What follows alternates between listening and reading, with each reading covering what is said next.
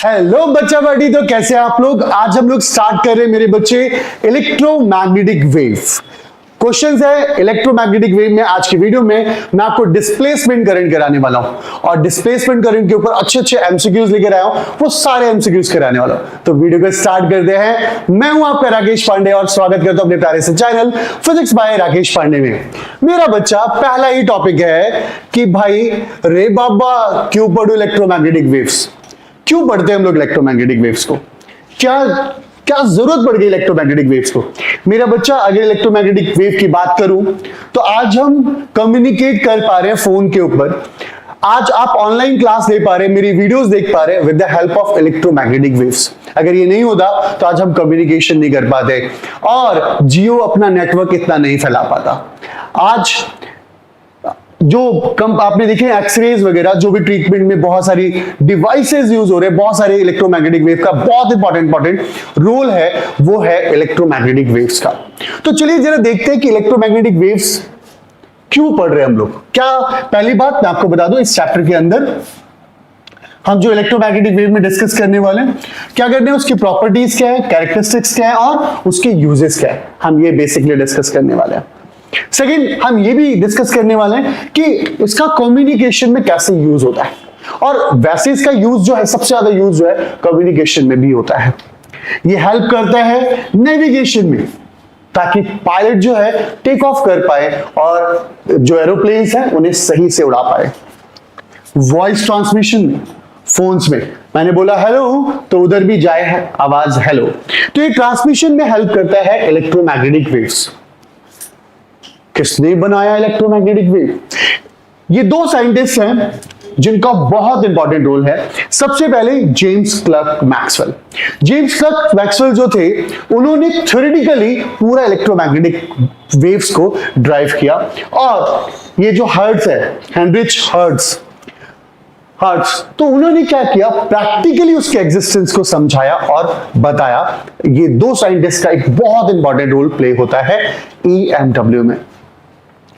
तो देर किस बात की, इस चैप्टर का आन बान शान और सबसे पहला टॉपिक हम डिस्कस करने जा रहे हैं डिस्प्लेसमेंट करंट। बहुत इंपॉर्टेंट टॉपिक है मेरे बच्चे, अच्छे अच्छे एमसीक्यूज करने वाले हैं हम इस टॉपिक के ऊपर। तो डिस्प्लेसमेंट करंट क्या होता है, इसको समझने से पहले वेट और इधर ध्यान से सुनेंगे प्लीज, कोई नोट डाउन नहीं करेगा। मेरे बच्चे कैपेसिटर प्लेट है मेरी, ये हमारी कैपेसिटर प्लेट्स है, ये कैपेसिटर्स प्लेट्स है मेरे बच्चे। अभी capacitors plate obviously D distance से सेपरेटेड है। क्या हुआ मेरे बच्चे, जैसे ही मैंने स्विच क्लोज किया, स्विच क्लोज कर दिया यानी पावर ऑन कर दिया, स्विच क्लोज कर दिया मैंने। जैसे स्विच क्लोज करूंगा ऑब्वियसली क्या होगा, ये जो पॉजिटिव प्लेट दिख रही है आपको, ये सारे इलेक्ट्रॉनों को खींच लेगा, ये सारे इलेक्ट्रॉनों को खींच लेगा। अब जब सारे इलेक्ट्रॉनों को खींच लेगा तो ये वाली साइड जो बनेगी, क्या ये वाली साइड पॉजिटिव चार्ज बनेगी और ये नेगेटिव चार्ज बनेगी। अब ये पॉजिटिव साइड बन गई और ये नेगेटिव साइड बन गई, बनी। ओके मेरे बच्चे, यहां पर करंट की डायरेक्शन अगर देखें तो करंट की डायरेक्शन ये है, ये क्या है हमारा I अमाउंट ऑफ करंट, और जितना करंट जाता है उतना ही करंट आता है। तो कहानी क्या है, कहानी कैसे डिस्प्लेसमेंट करंट क्या है, क्या होता है डिस्प्लेसमेंट करंट का मतलब, इसका नाम डिस्प्लेसमेंट करंट ही क्यों रखा गया, ये सारे टॉपिक्स एक एक करके डिस्कस करने वाले हैं। इसी टॉपिक से हमारे को सारे आंसर्स मिलने वाले हैं। देन मेरे बच्चे अब ध्यान से सुनो, क्या हुआ मेरे बच्चे, मैक्सवेल साहब ने यहां पे क्या किया यार, यहां पर एक निडल को रखा, मैग्नेटिक कंपास कह सकते हैं आप, ये मैग्नेटिक कंपास रखा।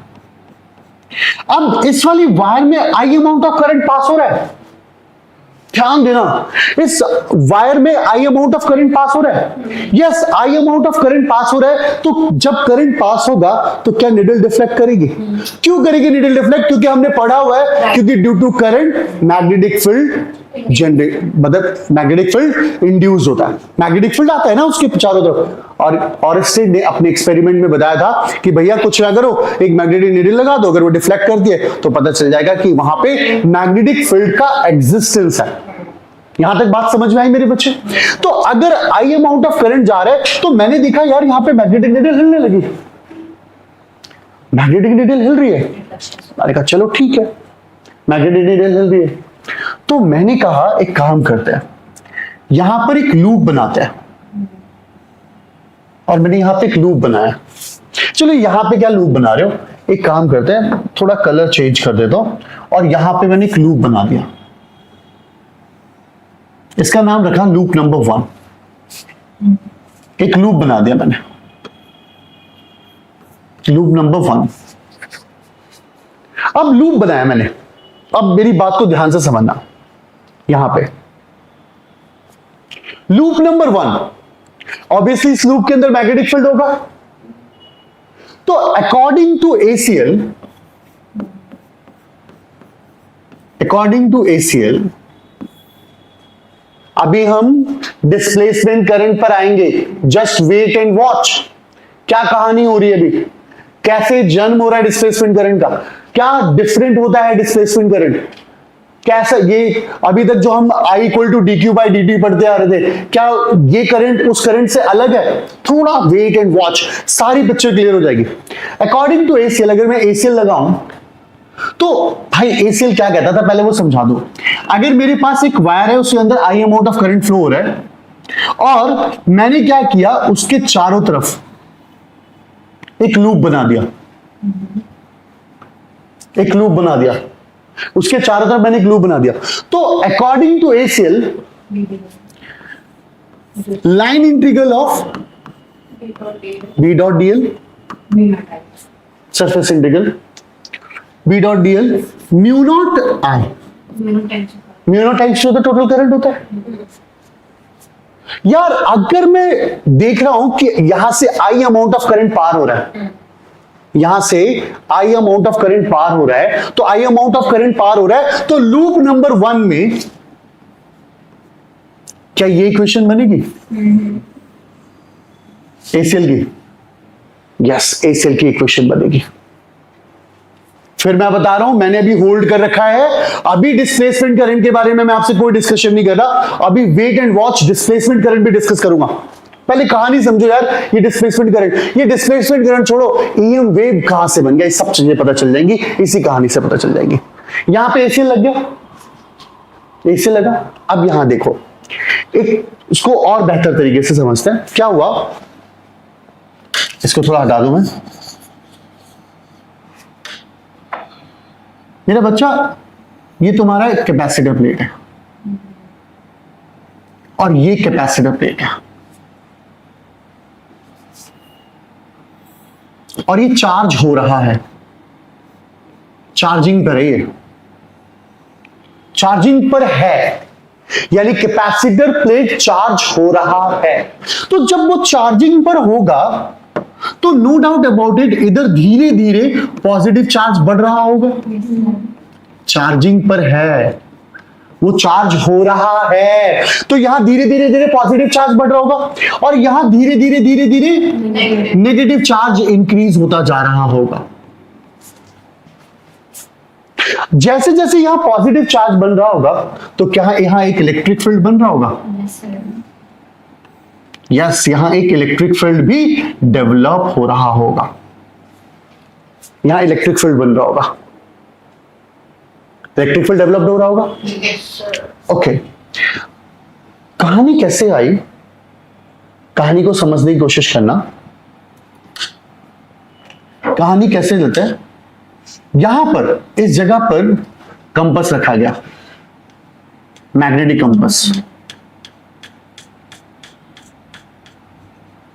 यहां पे मैग्नेटिक कंपास रखा गया, यहां तो वायर थी, इसमें आई अमाउंट ऑफ करंट पार हो रहा था, तब तो मैग्नेटिक नीडल डिफ्लेक्ट कर रही थी। बट अब दो कैपेसिटर प्लेट के बीच में कोई तार तो है नहीं, कोई तार तो है नहीं, वो डिस्टेंस से पैरेलली सेपरेटेड है। अगर डी डिस्टेंस से पैरेलली सेपरेटेड है तो क्या यहां पे मैग्नेटिक नीडल डिफ्लेक्ट हुई होगी? मैग्नेटिक नीडल डिफ्लेक्ट हुई होगी। क्या यहां पे करंट होगा? हाँ होगा। मेरे बच्चे, जब मैक्सवेल ने यहां पर मैग्नेटिक नीडल को रखा तो मैग्नेटिक नीडल रखने के बाद मैग्नेटिक नीडल डिफ्लेक्ट हुई। तो मैग्नेटिक नीडल डिफ्लेक्ट हुई, समझना मेरी बात को, अगर मैग्नेटिक नीडल डिफ्लेक्ट हुई इसका मतलब है कि इन दोनों प्लेट के बीच में मैग्नेटिक फील्ड की एग्जिस्टेंस है। उड़ी बाबा, कॉन्सेप्ट को समझने की कोशिश करो। अगर यहां मैग्नेटिक नीडल डिफ्लेक्ट हो गई दैट मींस वहां पर मैग्नेटिक नीडल का डिफ्लेक्शन है, हो रहा है, इसका मतलब वहां पे एग्जिस्टेंस ऑफ मैग्नेटिक फील्ड है। Yes. अगर एग्जिस्टेंस ऑफ मैग्नेटिक फील्ड है तो यानी वहां करंट तो होगा, वहां तो करंट भी होना चाहिए। और भी एक और क्वेश्चन था कि यार एक बात हो, यहां से आई अमाउंट ऑफ करंट जा रहा था और यहां पे आई अमाउंट ऑफ करंट पार हो रहा था, आई अमाउंट ऑफ करंट, तो बीच में गैप कैसे पार हो जा रहा था वो समझने की कोशिश करो। अरे यार पाथ है बीच में, ये तो कैसे है ना, आगे वहाँ पे- मतलब ऐसे जंप थोड़ी मार गया होगा, टूं ऐसे जंप थोड़ी मार गया होगा, यहां से यहां तो कुछ तो लोचा हुआ होगा। इस लफड़े ने बहुत सारी चीजों को डिस्कवर्ड किया और सच बताओ इस लफड़े ने ही एक नए करंट को जन्म दिया जिसका नाम था डिस्प्लेसमेंट करंट। अब कैसे? अगर मैग्नेटिक नीडल डिफ्लेक्ट हो रही है इसका मतलब यहां पे कोई ना कोई करंट है, तभी तो डिफ्लेक्ट हो रही है। बट कौन सा करंट होगा? करंट तो हमने आज तक पढ़ा है I equal to D Q by D T, हमने तो I equal to D Q by D T पढ़ा है। क्या यही वाला करंट है? अब एक और चीज, अब मैंने कहा ध्यान से सुनना यार, अब एक प्लेट चार्ज हो गया पूरा, अब ये प्लेट पूरा चार्ज हो गया। अब चार्ज होने के बाद क्या हुआ होगा? चार्ज होने के बाद यहां पर कोई भी डिस्प्लेसमेंट करंट नहीं था, क्योंकि पाया गया कि डिस्प्लेसमेंट करंट, ध्यान से सुनना, डिस्प्लेसमेंट करंट कैसे पैदा हो रहा था? देखो डिस्प्लेसमेंट करंट कैसे पैदा हो रहा था। The current that occurs due to changes in the electric field. Electric field, देखो यहां इलेक्ट्रिक फील्ड बढ़ रहा है मेरे बच्चे, इलेक्ट्रिक फील्ड के बढ़ने की वजह से या घटने की वजह से, इलेक्ट्रिक फील्ड बढ़े या तो कैपेसिटर हमारा चार्जिंग कंडीशन में हो या कैपेसिटर हमारा डिस्चार्जिंग कंडीशन में हो, दोनों ही कंडीशन में, चार्जिंग कंडीशन में भी और डिस्चार्जिंग कंडीशन में, दोनों ही कंडीशन में अगर है तो इलेक्ट्रिक फील्ड चेंज हो रहा होगा, और इलेक्ट्रिक फील्ड चेंज हो रहा होगा तो वहां पर एक करंट डेवलप हो रहा होगा, वो करंट अकर हो रहा होगा, उस करंट का ही नाम क्या होगा? Displacement current. डिस्प्लेसमेंट करंट क्या है? It is the current which comes into existence. कब एग्जिस्टेंस में आता है? जब आता है जब whenever the electric field and hence electric flux change with the time, जब इलेक्ट्रिक फ्लक्स और इलेक्ट्रिक फील्ड चेंज हो रहा हो विद रिस्पेक्ट टू टाइम, तभी वो एग्जिस्टेंस में आएगा, और उसे हम लोगों ने किससे डिनोट किया? ID से डिनोट किया। और उसका एक्सप्रेशन पता क्या होता है? Epsilon naught D phi by dt। एक बार वाइंड अप करूं स्टोरी को, एक बार वाइंड अप करते हैं स्टोरी को। कैपेसिटर, दो चार्ज कैपेसिटर प्लेट लिए गए, दो चार्ज प्लेट कैपेसिटर प्लेट लिए गए। अब जो दो चार्ज कैपेसिटर प्लेट लिए गए वहां पर देखा गया एक प्लेट पॉजिटिव एक प्लेट नेगेटिव। हम क्या हुआ, मैक्सवेल ने यहां पर एक निडल लगा के देखा, निडल लगा के देखा तो निडल डिफ्लेक्ट हो रही थी। भाई निडल डिफ्लेक्ट हो रही, दैट मींस वहां पर एग्जिस्टेंस ऑफ मैग्नेटिक फील्ड था। उस निडल को उठाकर हमने प्लेट के बीच में भी रख दिया, प्लेट के बीच में रखा तो वहां पे भी निडल डिफ्लेक्ट हो रही, दैट मींस वहां पे भी कोई ना कोई करंट अवेलेबल होगा, कोई ना कोई करंट अवेलेबल होगा। अब जब कोई ना कोई करंट अवेलेबल होगा तो उसका पता लगाया गया कि भाई यहां से आई था और यहां जाकर आई निकल रहा है, इसका मतलब बीच में भी एक करंट होगा जिसने इस करंट का नाम रखा हम लोगों ने कंडक्शन करंट। जो स्टार्टिंग से एंड तक यस, कंडक्शन करंट इसका नाम दिया गया, और बीच में वो डिस्प्लेसमेंट करंट रखा गया। Conduction current, displacement current. और आपको बता दूं, मैग्नीट्यूड ऑफ कंडक्शन करंट और मैग्नीट्यूड ऑफ डिस्प्लेसमेंट करंट दोनों बराबर होते हैं। यार, कंडक्शन करंट और डिस्प्लेसमेंट करंट दोनों की वैल्यू बराबर होती है। How is it possible? क्यों पॉसिबल है? क्योंकि जब हमने निडल लगाया ना, तो निडल यहां पे जितना मैग्नेटिक फील्ड शो कर रहा था उतना ही मैग्नेटिक फील्ड वो यहां पे भी शो कर रहा था। जब यहां पे भी उतना ही मैग्नेटिक फील्ड शो कर रहा था, यहां पे भी उतना मैग्नेटिक फील्ड शो कर रहा था, तो क्या हुआ? यहां पर सेम अमाउंट हो गया, सेम अमाउंट हुआ। एक और चीज यहां पर कंडक्शन करंट था। अगर मैं इस वाली इक्वेशन को लिखना चाहूं, यानी मतलब डिस्प्लेसमेंट करंट और कंडक्शन करंट, अगर पूरा करंट लिखना चाहूं, टोटल करंट, तो टोटल करंट को हम ऐसा लिख सकते हैं, I equal to IC plus ID। यहां पर कंडक्शन करंट तो था पर डिस्प्लेसमेंट करंट नहीं है। यहां पर क्या है? डिस्प्लेसमेंट है। यहां डिस्प्लेसमेंट तो है पर कंडक्शन जीरो है। तो ऐसी कौन सी वो होगी जहाँ पे दोनों होगा? नहीं, दोनों नहीं होगा। दोनों या डिस्प्लेसमेंट करंट कहां डेवलप्ड होता है? जब इलेक्ट्रिक फ्लक्स चेंज होता है, तो वहां पर ये हमारा डेवलप्ड होता है डिस्प्लेसमेंट करंट। सर्किट में या तो डिस्प्लेसमेंट होगा या तो कंडक्शन। वैसे जनरली अगर वायर के थ्रू देखा जाए तो वो कंडक्शन करंट ही होता है, ठीक है, जो normally I equal to dq by dt पड़ता है। तो अब यहां पर देखो क्या हुआ, इनकंसिस्टेंसी ऑफ ACL। ACL गलत साबित हुआ। ACL गलत साबित हुआ। कैसे साबित हुआ? देखो ध्यान से। अभी तक हमने लूप नंबर 1 लिया था। ये लूप नंबर 1 में अगर मैं देखूं तो देखो ना, B dot DL equal to mu naught I। किसके लिए? लूप नंबर 1 के लिए। अगर मैं यहां पर एक लूप लगा दो बीच में, यस, डिस्प्लेसमेंट करंट की जगह। यस, लूप यहां पे एक लूप लगा दो मेरे बच्चे। ये लूप नंबर 2 कर दो इसका नाम।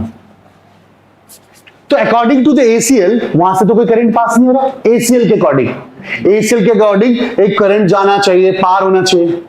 ACL के अकॉर्डिंग बोल रहा हूं मैं। निशी, आप एक्सप्लेन करोगे इसके बाद उठ के ना, पूरा बोर्ड जो भी मैंने पढ़ाया ना वो आप एक्सप्लेन करोगे। अभी पहले बता रहा हूं, इसीलिए इतने ध्यान से सुनना। B dot DL equal to 0। या लूप 2 के लिए तो कोई करंट ही नहीं है ना। अगर मैं ACL की बात करूं तो ACL तो गलत हो गया ना, क्योंकि उसने उस ACL के टाइम में डिस्प्लेसमेंट करंट ऐसी कोई तो चीज ही नहीं थी। ये तो बाद में डिस्कवर्ड हुई ना, वो तो मैक्सवेल ने डिस्कवर्ड की ना, तो इसीलिए नाम रखा मैक्सवेल ने, मैक्सवेल डिस्प्लेसमेंट करंट। या उसने मैक्सवेल को मतलब ACL को करेक्ट किया, मॉडिफिकेशन ऑफ ACL किया, उसने मॉडिफाई किया। अभी मॉडिफाई करने के बाद ध्यान से सुनो, अगर क्या हुआ, दोनों लूप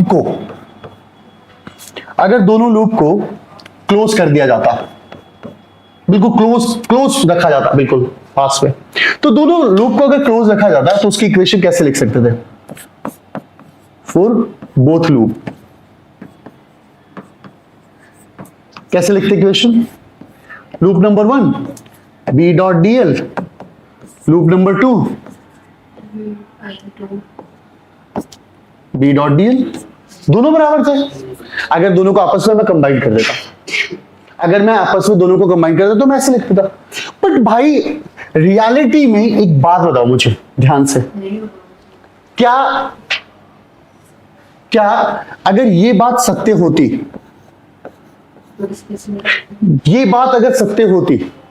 तो क्या करंट यहां से पार हो पाता? नहीं हो पाता। इसीलिए ये क्या हो गया? गलत हो गया, यहां पे गड़बड़ हो गया, और यहां पे जन्म लेता है displacement current. ID is all about what? Epsilon naught d phi by dt. ID equal to epsilon naught d phi by dt. Epsilon not d∅/dt। अच्छा, इसकी यूनिट क्या होती है? एम्पियर।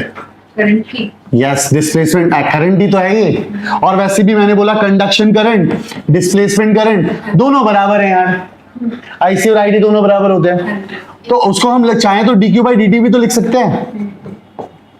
यस मेरा बच्चा, हाँ है ना?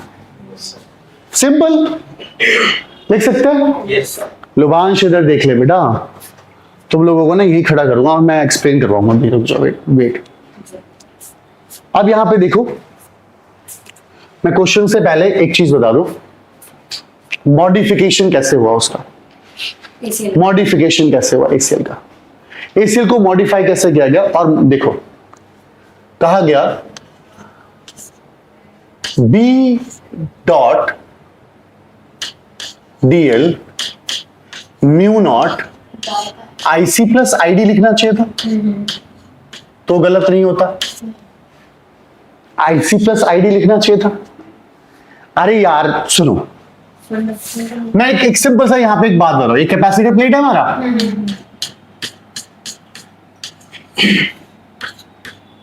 ये चार्जिंग की कंडीशन है, ये चार्ज हो रहा है कि क्लोज है। अच्छा सुनो मेरी बात, अगर तुम ये लूप नंबर 1 बना रहे हो, ये लूप नंबर 2 बना रहे हो, इसके अंदर कह रहे हो कि आईडी की वैल्यू 0 है पर आईसी है, इसके अंदर क्या कह रहे हो, आईडी तो है पर आईसी 0 है। तो मॉडिफिकेशन क्या हुआ यार, यही मॉडिफिकेशन में ये लिखना चाहिए था ना। सर बट ACL के अकॉर्डिंग तो आईडी भी नहीं होना चाहिए वहां पे, तभी तो एसीएल को मॉडिफाई कर रहे हैं हम लोग। एसीएल गलत हो गया ना, उसी को तो मॉडिफाई करके मैंने कहा एसीएल तुम ऐसे लिखते हो ना, टोटल अमाउंट ऑफ करंट, तो टोटल अमाउंट करंट की जगह ये लिखो आईसी प्लस आईडी। अब सुनो, अगर लूप नंबर 1 के लिए इक्वेशन लिखी जाती है अब, तो सलोनी बताओ क्या इक्वेशन होती लूप नंबर 1 के लिए? B dot DL mu naught IC हो जाता। अब अगर मैं लूप नंबर 2 के लिए बोलता B dot DL is equals to mu dot ID. B dot DL mu naught ID होता। इनको इक्वल करके दोनों बढ़ जाते हैं। अब चाहो तो इसको ऐसे भी तो लिख सकते हो, इसको मॉडिफाई करके ऐसा भी तो लिख सकते हो, बी डॉट डीएल, ये वेक्टर लगाने लगा लो यार, mu naught IC plus IC plus ID. Epsilon not d∅/dt लिख सकते हैं, हाँ लिख सकते हैं हम लोग। अब moral of the story note, 2000 रुपए का हमने क्या क्या पढ़ लिया, हमने क्या क्या चीजें देखी। डिस्प्लेसमेंट करंट जब एग्जिस्ट होगा, डिस्प्लेसमेंट करंट कब एग्जिस्ट होगा, जब एग्जिस्ट होगा जब इलेक्ट्रिक फ्लक्स चेंज हो रहा होगा या चेंज इन इलेक्ट्रिक फील्ड होगा। कैपेसिटर जब चार्जिंग की कंडीशन में होगा और डिस्चार्जिंग की कंडीशन में होगा, तभी आपका डिस्प्लेसमेंट करंट डेवलप्ड होगा। पहला नोट हमने ये पढ़ा। सेकेंड नोट, डिस्प्लेसमेंट करंट और कंडक्शन करंट इक्वल होते हैं, इक्वल होते हैं। अगर कैपेसिटर फुल्ली चार्ज है तो वहां डिस्प्लेसमेंट करंट नहीं होगा। ये सारे पॉइंट नोट करने वाली बातें हैं, ठीक है। हम यहां पर IC conduction current equal to, हम चाहें तो dq/dt लिख सकते हैं, लिख सकते हैं। डन मेरा बच्चा, यहां पे केस क्लियर हो गया, ध्यान से समझ रहे हैं आप। अब आगे देखते हैं क्वेश्चंस पे। अब जरा इंपॉर्टेंट क्वेश्चंस देखते हैं, देखते हैं आपको कितने हद तक क्वेश्चन समझ में आ रहे हैं। देखना ध्यान से, इंस्टेंटेनियस डिस्प्लेसमेंट करंट हमें गिवन है, हमें करंट गिवन है। करंट कितना गिवन है मेरे भाई? 2 एम्पीयर। कौन सा करंट गिवन है? डिस्प्लेसमेंट करंट गिवन है। चलो, यानी हमें आईडी गिवन है, कितना गिवन है? 2 एम्पीयर आईडी गिवन है। Setup in the space between 2 parallel plate capacitor, capacitance की वैल्यू गिवन है 1 माइक्रो फैरेड, यानी 10⁻⁻6 farad. The rate of change in potential difference, यानी dV/dt की वैल्यू हमें चाहिए कि dV/dt क्या होगा। अच्छा सुनो यार ध्यान से, एक बात सुनना, ID इक्वल टू, क्या मैं dq बाई dt लिख सकता हूं? ID equal to, I equal to dq by dt होता है, तो IC इक्वल टू ID ही तो होता है, ID equal to dq by dt लिख सकता हूं। बट आपको पता है कैपेसिटर के केस में Q जो होता है वो C इंटू V होता है, C equal to Q by V, C equal to Q by V, Q equal to C into V। ID equal to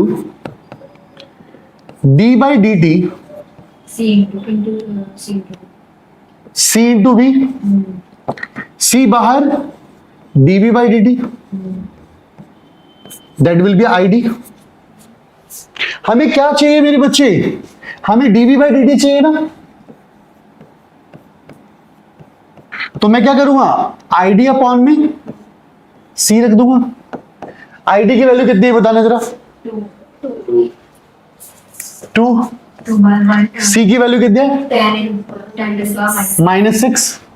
ऊपर जाएगा ये 2 इंटू 10 की पावर प्लस का 6 volt per second, volt per second. यानी answer क्या आया हमारा? Third option is correct option. Third option correct है। यानी आपने यहां से एक नया फॉर्मूला पढ़ा, ID equal to C dV by dt लिख सकते हो। चलो अगले क्वेश्चन की तरफ लेके चलो। अगला क्वेश्चन देखो क्या है। देखो एक कैपेसिटर है, उसकी कैपेसिटी यानी C की वैल्यू मुझे गिवन है, कितनी गिवन है? 2 picofarad.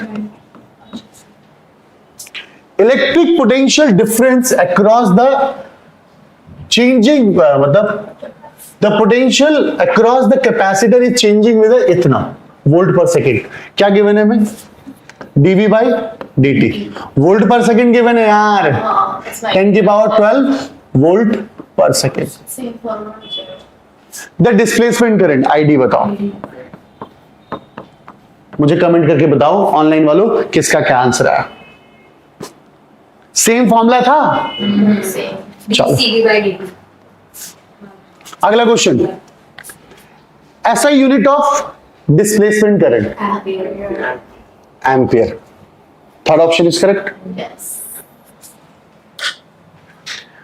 In electric circuit there is a reactance, capacitor reactance, capacitor of, देखो there is a capacitor of reactance, capacitor reactance पता क्या होता है? XC।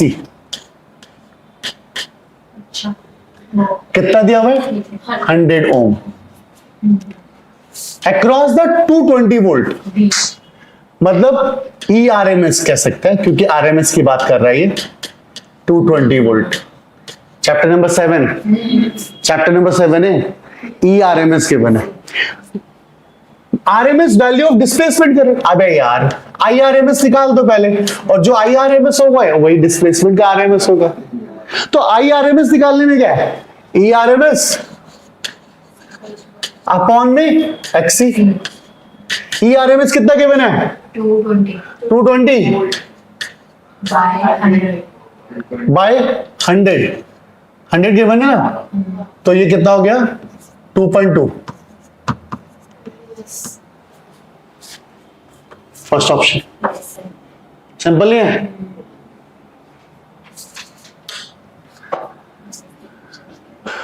अगला क्वेश्चन ये है क्या? सेम हो गया ना। हाँ। ये क्वेश्चन देखो, capacitor is made of 2 circular plate, दोनों का रेडियस हमें गिवन है 12 सेंटीमीटर। हमें R की वैल्यू गिवन है 12 सेंटीमीटर। मीटर बना लो, इंटू 10 की power -2 metre. Separated by 5 centimetre. Distance दिया हुआ है 5 इंटू 10 की power -2 metre. Capacitor is being charged by external source. The charging current is constant. The charging current is constant and equal to 0. The capacitor is being charged by external source. The charging current is constant 0.15 ampere. What is the displacement current? What is the displacement current? Charging current हमें 0.15 given है, तो displacement current क्या होगा? 0.15 को लिखा होगा। Yes, 0.15 ही तो होगा, क्योंकि कंडक्शन करंट और डिस्प्लेसमेंट करंट दोनों ही तो सेम होते हैं। नहीं समझे? समझ गए। तू सो ले, अभी ना एक्सप्लेन करेगा तू यहाँ। इनको ना बोर्ड पे खड़ूंगा आज, निश्चित को ना प्रेजेंटेशन देनी है। आगे से। Displacement current is same as, displacement current same होता है कब? Conduction current due to the flow of free electrons की वजह से, conduction current due to the flow of positive ions, conduction current due to the flow of positive and negative both charges. It is not a conduction current, but it is caused by time varying electric field. Time varying electric field की वजह से ही तो होता है, time varying electric field ही तो होता है वो. Done?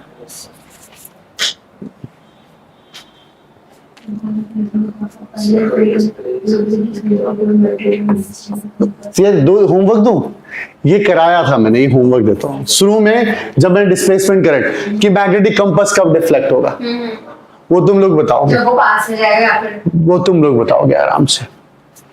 Displacement current goes through the gap between the plate of capacitor when the charge of the capacitor increase हो रहा हो, तो जब कैपेसिटर का चार्ज इंक्रीज हो रहा हो तो डिस्प्लेसमेंट करंट बनेगा क्या? या डिक्रीज हो रहा हो तो, या डज नॉट चेंज, या जीरो? बेटा मैंने दोनों, फर्स्ट वाला, क्योंकि ए और बी दोनों ही होंगे, क्योंकि जब चाहे वो इंक्रीज हो रहा हो चाहे वो डिक्रीज हो रहा हो, दोनों ही केसेस में क्या होगा? डिस्प्लेसमेंट.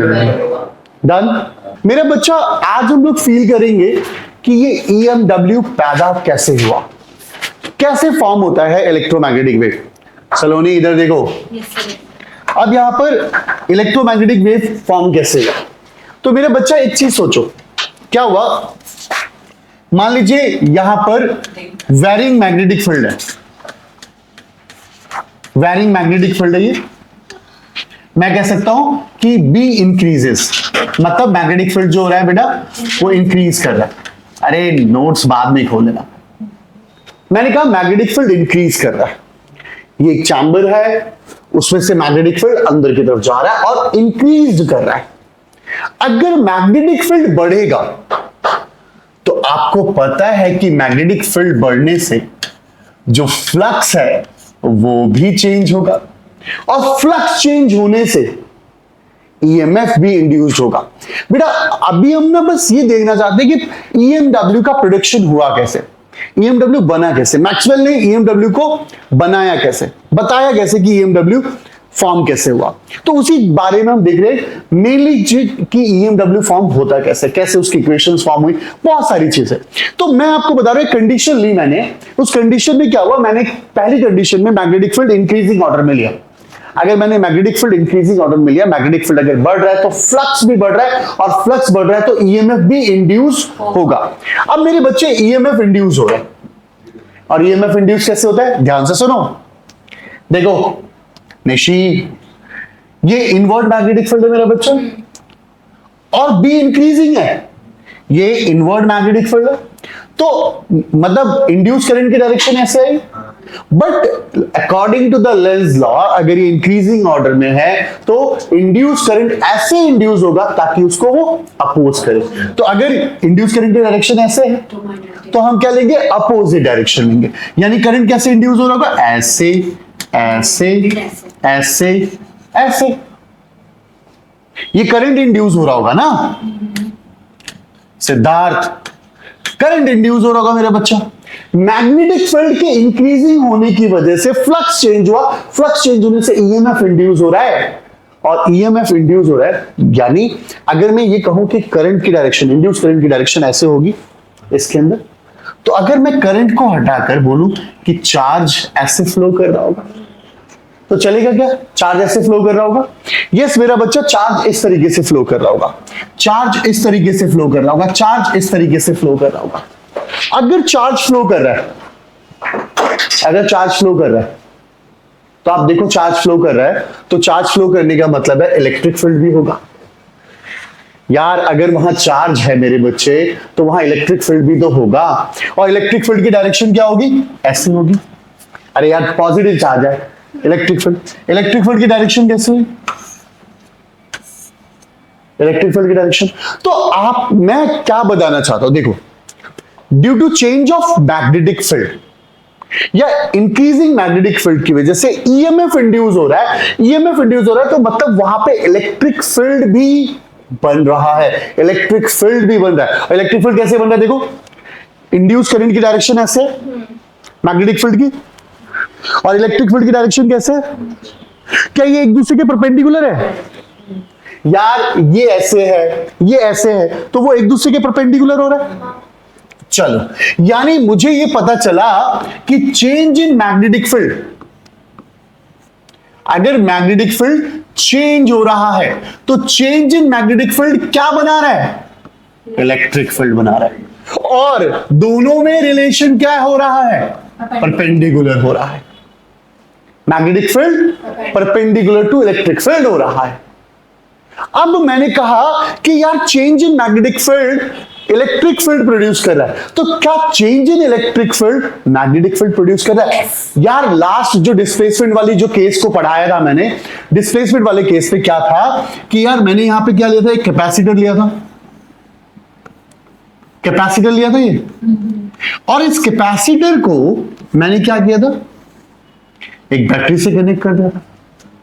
यहां पर पॉजिटिव चार्ज आया था, यहां पे नेगेटिव चार्ज आया था, तो क्या यहां पर इलेक्ट्रिक फील्ड बनी होगी? इस डायरेक्शन में इलेक्ट्रिक फील्ड बनी होगी, और इलेक्ट्रिक फील्ड बनी होगी तो क्या यहां पर चार्ज आया होगा? यस, चार्ज आया होगा। चार्ज आया होगा तो क्या करंट आया होगा? यस, क्या करंट की डायरेक्शन भी होगी? चार्ज आया, करंट आया।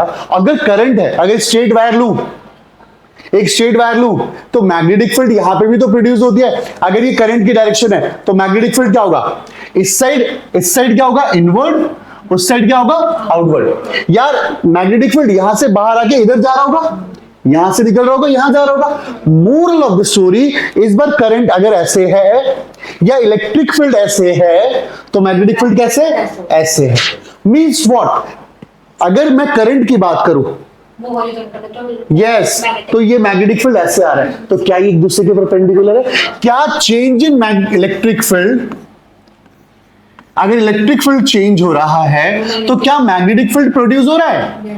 क्या मैग्नेटिक फील्ड प्रोड्यूस हो रहा है? और इन दोनों के बीच में जो एंगल है क्या वो परपेंडिकुलर हो रहा है? तो मैंने ये देखा, मैंने क्या, मैक्सवेल साहब ने ये देखा कि यार change in magnetic field are the cause of producing a electric field and change in electric field is the cause of producing a magnetic field। अरे यही तो है EMW मेरे बच्चे, यही तो EMW होता है। और EMW में अगर मैं आपको बताऊं आपको EMW के केसेस में, देखो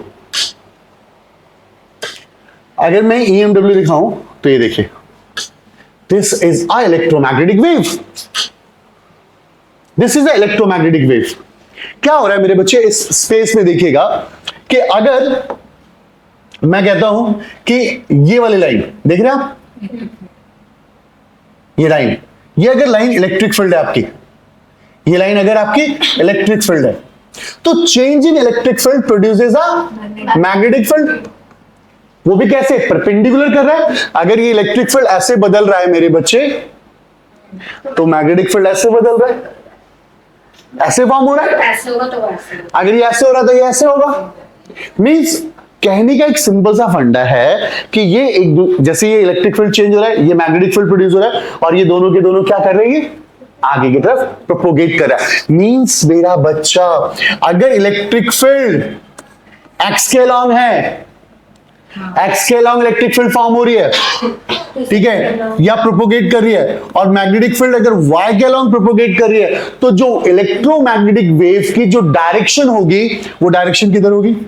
वो जेड एक्सिस में होगी। मैग्नेटिक फील्ड की जो डायरेक्शन होगी वो जेड एक्सिस में होगी। डन मेरा बच्चा?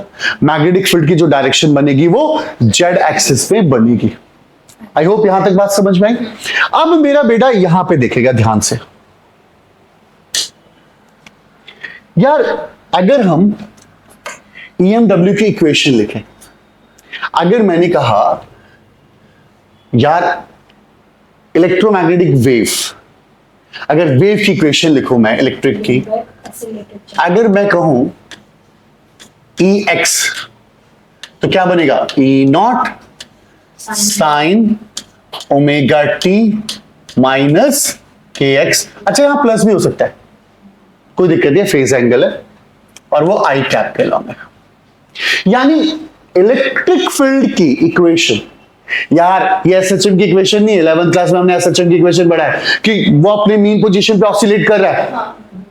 तो electric field E0 sine omega T minus KX है। बेटा 3 नंबर का एक क्वेश्चन डेफिनेटली पेपर में आएगा।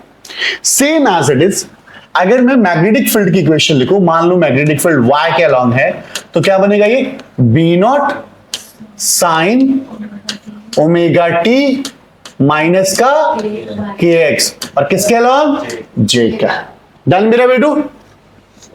ये हमारा पूछ रही हूँ, KY नहीं होगा? अबे K कैप Z के लिए लगेगा।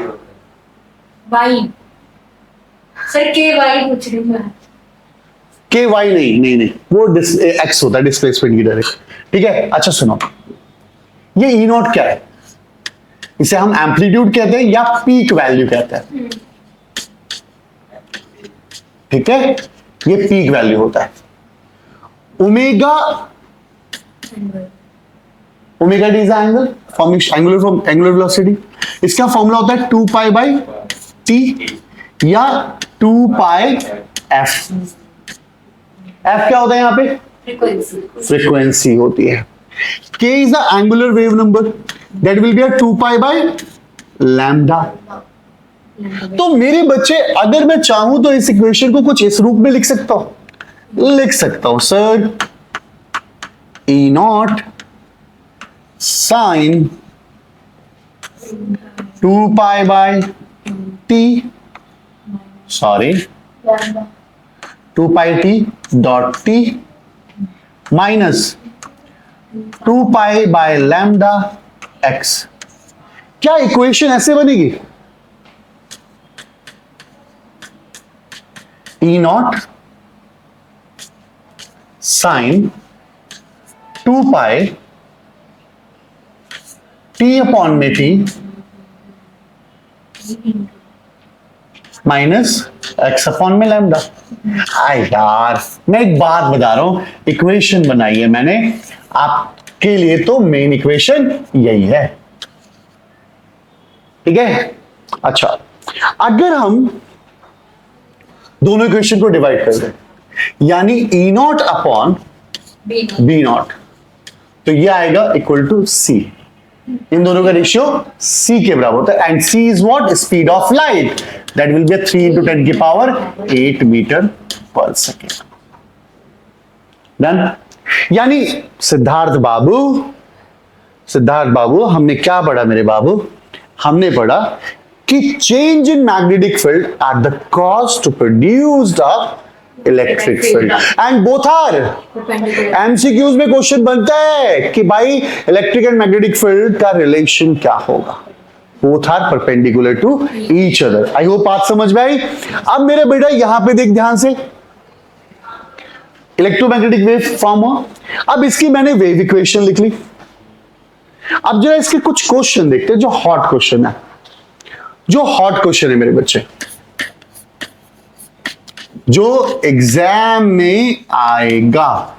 हॉट क्वेश्चंस देखते हैं। हॉट क्वेश्चन में मैं एक एग्जांपल देता हूं। अभी मैंने ये नोट्स में इतना एक पहला क्वेश्चन मैंने आपको ऑलरेडी बता रखा है। आप ये देखोगे, क्वेश्चन को मैं बोलूंगा कि एडिटर हमारा लगा देगा। देखो मैग्नेटिक फील्ड की इक्वेशन गिवन है, By 2 into 10 की पावर माइनस का 7 साइन 0.5 into 10 की पावर 3 x प्लस 1.5 वो गेट बंद कर दे, इंटू 10 की पावर 11 t। आपसे क्या बोल रहा है, what is the wavelength and frequency of the wave. आपको wavelength and frequency of wave पूछ रहा है। अरे सीधी सीधी बात है, जहां भैया x है, जो x है वो क्या होगा, k एंगुलर वेव नंबर। जहां t है वो कौन होगा, ओमेगा। यानी आपको k गिवन है, k की वैल्यू कितनी है, 2 पाई बाई लैम्डा। तो भाई मेरे k की वैल्यू कितनी है, 0.5 इंटू 10 की पावर 3 2 पाई बाई लैम्डा। तो लैम्डा इक्वल टू क्या आ जाएगा, बोलो, लैम्डा इक्वल टू, इसको नीचे भेज दो, 2 पाई अपॉन में, सिद्धार्थ बोल दे 0.5 इंटू 10 की पावर 3। सॉल्व करेगा, आंसर आ जाएगा। डन। ओके, अगर मैं बात करूं कि मेरे को ओमेगा गिवन है 1.5 इंटू 10 की पावर 11, यार मुझे ओमेगा का फॉर्मूला पता है, 2 पाई एफ होता है 1.5 इंटू 10 की पावर 11। तो फ्रीक्वेंसी आ जाएगा मेरे भाई, 2 पाई को नीचे भेज दे, सॉल्व कर लेना यार, अपॉन में 2 पाई। क्या कह रही हो, चलो नहीं, क्वेश्चन आया था पेपर में हैं, यही आया था, यही आया था, सेम डिट्टो क्वेश्चन। चलो अच्छी बात है। अब आगे क्या क्वेश्चन पूछना है हमसे, right the expression of electric field. Electric field का एक्सप्रेशन लिखेंगे। अरे यार मेरी बात सुनो, इलेक्ट्रिक फील्ड यही लिख देता हूं, इलेक्ट्रिक फील्ड का क्वेश्चन लिखना है।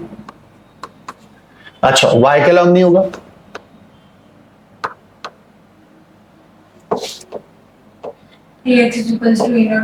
एक्स ले लेते हैं, ई नॉट साइन, पता है कुछ मत करो, ई नॉट साइन, ये जो देख रहे हैं आप, ये पूरा एज इट इज लिख दो। देखो 0.5 इंटू 10 की पावर 3 x प्लस 1.5 इंटू 10 की पावर 11। बस भाई ई नॉट पता चल जाए, ई नॉट पता चल जाए, क्वेश्चन सॉल्व हो गया। तो भाई मैं ई नॉट कैसे सॉल्व मिलूंगा, ई नॉट कैसे मिलेगा, E naught is what, E naught upon B naught equal to C, 3 into 10 की पावर 8। तो भाई मेरे ई नॉट निकाल लेंगे हम लोग, 3 इंटू 10 की पावर 8 इंटू 0.5 इंटू, यही तो है हमारा, सॉरी बी नॉट ये रहा, सॉरी 2 इंटू 10 की पावर -7। अरे ये तो 60 आ गया, बस 60 यहां पुट कर दो, आंसर आ गया। आई होप ऑनलाइन आप लोगों को भी समझ में आएगा मेरे बच्चे। तो this is all about the EM wave, EM wave की क्वेश्चन, और ये इस पे इंपॉर्टेंट क्वेश्चन आता है, ठीक है। अच्छा सुनो, कुछ और बातें थोड़ी सी डिस्कस कर लेते हैं कि मैक्सवेल साहब ने और भी कुछ बोला। मैक्सवेल साहब ने कुछ स्टेटमेंट दी, मैक्सवेल इक्वेशन फॉर ईएमडब्ल्यू। पहले उन्होंने गॉस लॉ के बारे में बोला कि भाई गॉस लॉ तो हमें पता ही है पहले से, क्या है गॉस लॉ ने कहा कि electric flux through a close surface 1/ε0 times होता है टोटल चार्ज के, ठीक है, ये बात बताई उन्होंने, ठीक है। अब देखो उन्होंने एक और बात बताई, मतलब वही पुरानी बातों को उन्होंने डिस्कस किया। गॉस लॉ ऑफ मैग्नेटिज्म क्या था, Gauss law of magnetism, flux जो होता है वो जीरो होता है। क्यों होता है, क्योंकि कभी भी जो मैग्नेट होता है वो मैग्नेट मोनोपोल्स नहीं होता, मतलब उसका सिंगल पोल में नहीं होगा, वो हमेशा डायपोल्स में रहेगा, यानी नॉर्थ भी होगा साउथ भी होगा। अगर हम उसे क्लोज करेंगे तो हमेशा वो डायपोल बनाएगा, और डायपोल बनाएगा तो नॉर्थ से मतलब क्या होगा, मतलब बाहर निकल रही होगी मैग्नेटिक फील्ड लाइन, साउथ में एंटर मार रही होंगी, तो क्या होगा, जितना वो इन हो रहा होगा उतना ही वो आउट हो रहा होगा, तो टोटल वैल्यू जो हो रही होगी वो जीरो हो जा रही होगी, तो टोटल फ्लक्स जो होगा वो बिल्कुल जीरो हो रहा होगा। डन। अच्छा, उन्होंने क्या करा, Faraday law of electromagnetic induction, already हम ये डिस्कस कर चुके फैराडेज लॉ को। फैराडेज लॉ को भी उन्होंने एक्सप्लेन किया कि भाई कि according to the induce EMF get up in closed circuit say is equal to the rate of change of magnetic flux। भाई जितना ज्यादा फ्लक्स चेंज होगा, अभी हमने तो ये डिस्कस किया ना थोड़ी देर पहले कि जितना ज्यादा फ्लक्स चेंज होगा उतना ही ज्यादा हमारा EMF इंड्यूस होगा। ये बात भी उन्होंने डिस्कस की।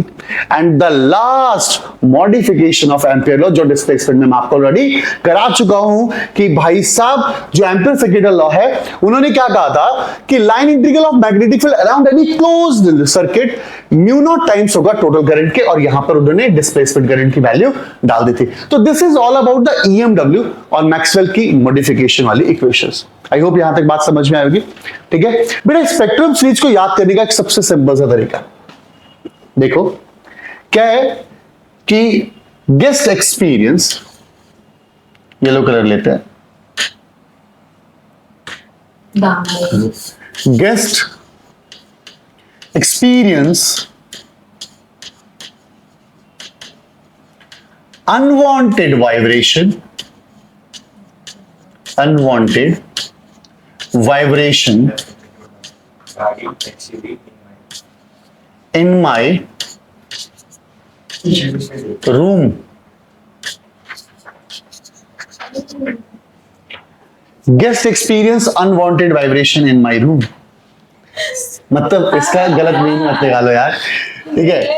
आओ देखो, G for gamma, U for UV, X for X-ray, X for X, U for UV, V for visible, I for infrared, I for infra,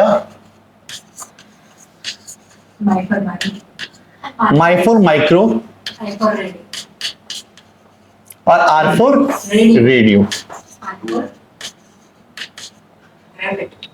देखो ध्यान से सुनना, जब हम इस साइड चलेंगे एक क्वेश्चन डेफिनेटली पेपर में आएगा। जब हम इस साइड चलेंगे इस तरफ, यानी गामा से रेडियो की तरफ, जब हम इधर चलेंगे तो वेवलेंथ बढ़ जाएगी, वेवलेंथ इंक्रीज हो जाती है और फ्रीक्वेंसी कम हो जाती है। बट अगर हम रेडियो से गामा की तरफ आए तो हमारी वेवलेंथ कम हो जाएगी और फ्रीक्वेंसी। भाई एक हॉट क्वेश्चन है पेपर में आता है, बहुत ही हॉट क्वेश्चन पेपर में आता है बेटा, इंपॉर्टेंट है, मतलब सलोनी पिट जाएगी तो। हॉट क्वेश्चन है बहुत ही, कि क्वेश्चन आया कि arrange given waves in a ascending order of their wavelength. मतलब lambda of micro, lambda of x ray, lambda of gamma ray, gamma ए, और lambda of radio. Increasing order में इनको सेट करना है। तो इंक्रीजिंग ऑर्डर में सेट करना है तो सबसे पहले कम वाला क्या आएगा? गामा, फिर एक्सरे, यानी सबसे पहले लैम्डा ऑफ गामा आ गया, उससे बड़ा होता है एक्सरे वाला, फिर उसके बाद होता है सीधा माइक्रो, और उसके बाद होता है रेडियो, उसके बाद होता है रेडियो। भाई same as it is frequency को लेकर आता है क्वेश्चन, और सेम लेकर मतलब हमारी वेवलेंथ को लेकर आता है। तो ये बहुत इंपॉर्टेंट क्वेश्चन है मेरे बच्चे, कि इसके ऊपर ही क्वेश्चन आता है। अब यहां ध्यान से सुनो कि एक सिंपल से टर्म्स में अगर हम देखें, यहां पे थोड़ा ध्यान से सुनिएगा, रेडियो है, माइक्रो है, इंफ्रारेड है, विजिबल है, अल्ट्रावायलेट है, एक्सरे है और गामा रेज है। अगर मेरे बच्चे आप ध्यान दे रहे हो तो आपको पता है यहां पे लॉन्ग वेवलेंथ दिख रही है और यहां पे शॉर्ट वेवलेंथ दिख रही है और हाई फ्रीक्वेंसी दिख रही है। पेपर में क्वेश्चन एक और आएगा, पेपर में एक और क्वेश्चन आता है कि भाई इनकी वेवलेंथ एंड फ्रीक्वेंसी क्या होगी, वेवलेंथ एंड फ्रीक्वेंसी क्या होती है।